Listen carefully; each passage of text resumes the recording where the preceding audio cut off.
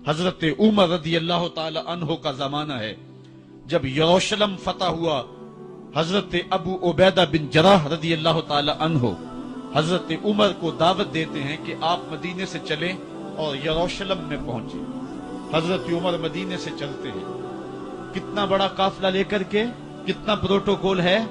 حضرت عمر اکیلے اور ساتھ ایک غلام اور اونٹ بھی ایک, باری باری سوار ہوتے ہیں. کبھی غلام سوار ہوتا ہے, کبھی عمر سوار ہوتے ہیں. حکمران تو وہ تھے لوگوں کی دہلیز پہ امن دینے والے, لوگوں کی چوکھٹ پہ جو ہیں وہ نور بانٹنے والے. آج کے حکمرانوں نے تمہیں رمضان المبارک کے اندر لوڈ شیڈنگ کا پیکج دیا ہے اور آج بچے بھی تڑپ رہے ہیں اور جوان بھی سسک رہے ہیں, اور ماہ سیام میں جن اذیتوں میں قوم کو مبتلا کر دیا ہے وہ کسی سے مخفی نہیں ہے. اور تمہیں میں حضرت عمر کی کہانی سنا. حضرت عمر جن کو تخت حکومت پہ بیٹھتے تھے اور ان کا تخت کو سونے زبرجد کا نہیں تھا, مسجد نبوی کی چٹائی تھی, اور سارا دن وہاں بیٹھ کے لوگوں کی باتیں سنتے. اور جب رات کے اندھیرے گہرے ہوتے عمر بھیس بدل کے مدینے کی گلیوں کا گشت کرتے. کہا تمہارے گھر سے دھواں نکل رہا ہے اور بچے رو رہے ہیں, ان کو کھانا کیوں نہیں دیتے؟ کہنے لگی عمر کی جان کو رو رہی. عمر کے پاؤں تلے سے زمین نکل گئی. کہا کیا ہوا؟ کہا 3 دن سے ہمارے ہاں کھانے کے لیے کچھ نہیں ہے. روزانہ بچے روتے ہیں اور میں ہنڈیا کے اندر پتھر ڈال کر کے نیچے سے آگ ڈالتی رہتی ہوں کہ بچے انتظار کر کر کے سو جائیں گے. کم وقت سو بھی نہیں رہے اور وہ پتھر پکیں گے بھی کیا, اور میں عمر کی جان کو رو رہی ہوں.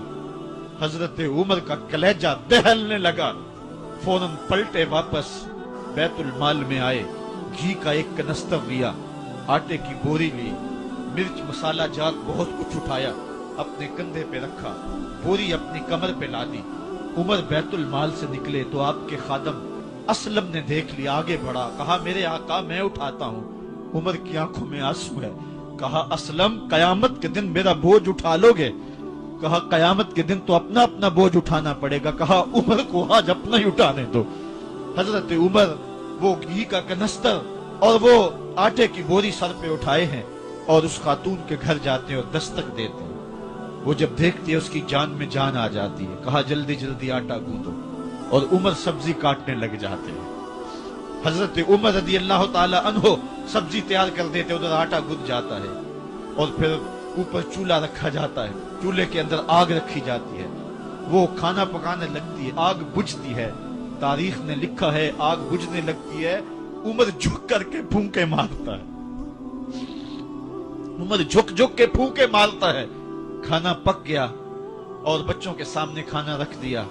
بچے کھا رہے ہیں. اب بچے رو رو کے نڈال ہو چکے تھے.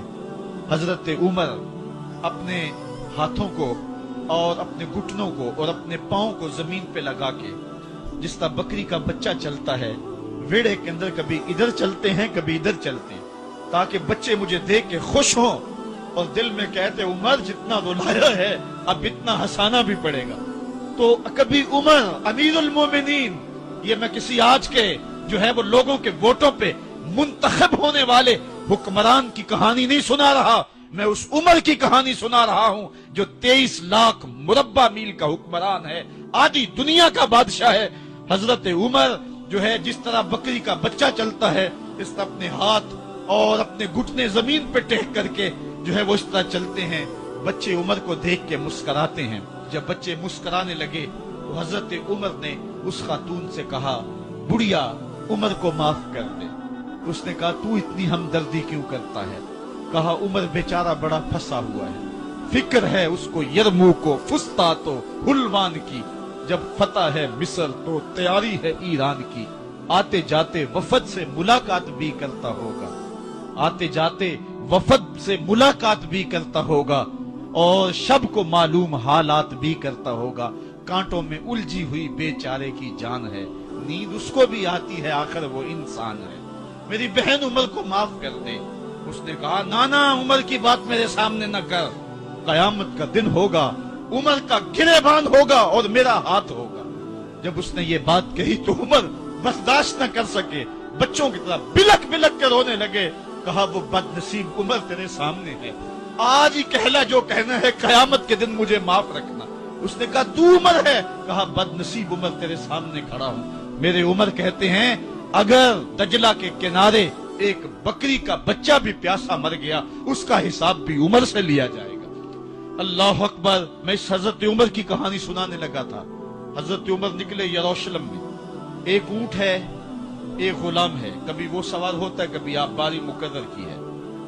جب قریب پہنچے یروشلم کے تو عمر کی باری نکیل پکڑنے کی اور غلام کی باری اوپر سوار ہونے کی آ گئی۔ غلام نے کہا آقا میں مرضی سے اپنی باری چھوڑتا ہوں، آپ آ جائیں، دشمنوں کے مفتوحہ علاقے میں آ رہے، تازہ تازہ علاقہ فتح ہوا ہے، اسلام کی شان و شوکت ظاہر ہو۔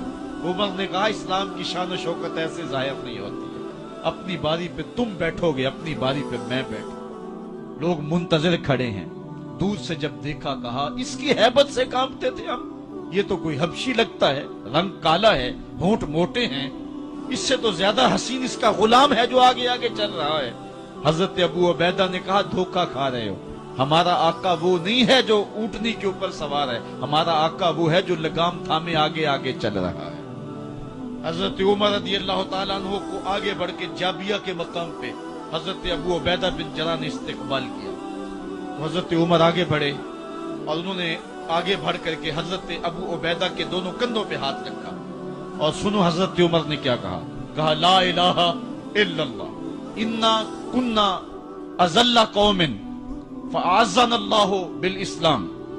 کہا کہ لا الہ الا اللہ، اے ابو عبیدہ بن جراح، ہم ایک ذلیل قوم تھے اور اللہ نے ہمیں اسلام کی وجہ سے عزت عطا کی، اور میں تمہیں ایک تاریخ ساز بات کہنے لگا ہوں، اور وہ یہ ہے کہ جب تک ہم اس عزت والے اسلام کے دامن کو تھامے رہیں گے ہماری عزت قائم رہے گی، اور جب اسلام کے علاوہ کسی اور جگہ سے عزت ڈھونڈیں گے تو رسوا کر کے رکھ دیے جائیں گے۔ یہ ہے وہ خلاصہ جو حضرت عمر نے امتوں کے عروج و زوال کا بیان کیا ہے۔ اس امت کو جو خیرات ملی ہے تخت و تاج کی، وہ پینٹاگون سے نہیں ملی، وہ واشنگٹن سے نہیں ملی، وہ وائٹ ہاؤس سے نہیں ملی، وہ محمد عربی کے جوڑوں کا صدقہ ملی ہے۔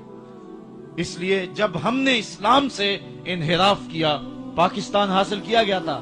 پاکستان کا مطلب کیا؟ لا الہ الا اللہ۔ ہم نے اس نعرے کو چھوڑ دیا ہوا ہے، ہم نے انحراف کر دیا ہے۔ آج ہماری نظریں مغرب کی طرف لگی ہے کہ تخت و تاج اس سے نصیب ہوتے ہیں، اور دنیا کے اوپر ہم رسوا ہو کے رہ گئے۔ ہماری پستی، ہماری زبوحالی، ہماری ذلت کا سبب یہ ہے کہ جس جگہ سے ہمیں عزت ملی تھی ہم نے وہ مرکز ہی چھوڑ دیا ہے۔ اس مرکز حیات کو، اس مرکز زندگی کو، اس مرکز عزت کو ہم نے چھوڑ دیا ہے، اور دنیا کے اوپر ہم رسوا ہو رہے ہیں۔ انہی حضرت عمر کی کہانی ہے۔ وادی تہامہ سے گزر رہے تھے کہ بچوں کی طرح بلک بلک کے رونے لگے۔ کہا عمر جوان آدمی ہو اور بچوں کی طرح بلک کے رو رہے ہو؟ کہا تم نہیں جانتے، مجھے بچپن کی کہانی یاد آ گئی۔ کہا کیا کہانی ہے؟ کہا یہی عرض تہامہ تھی، میرے باپ خطاب نے مجھے 5 اونٹ دیے تھے، کہا انہیں لائن میں کھڑا کرو سیدھا۔ میں آگے والا سیدھا کرتا تھا، پیچھے والا ٹیڑھا ہو جاتا، پیچھے والا سیدھا کرتا، آگے والا ٹیڑھا ہو جاتا۔ میرے باپ خطاب نے مجھے بڑا مارا۔ کہا ایک عرب کے بیٹے ہو کہ تم سے 5 اونٹ لائن میں کھڑے نہیں ہوتے؟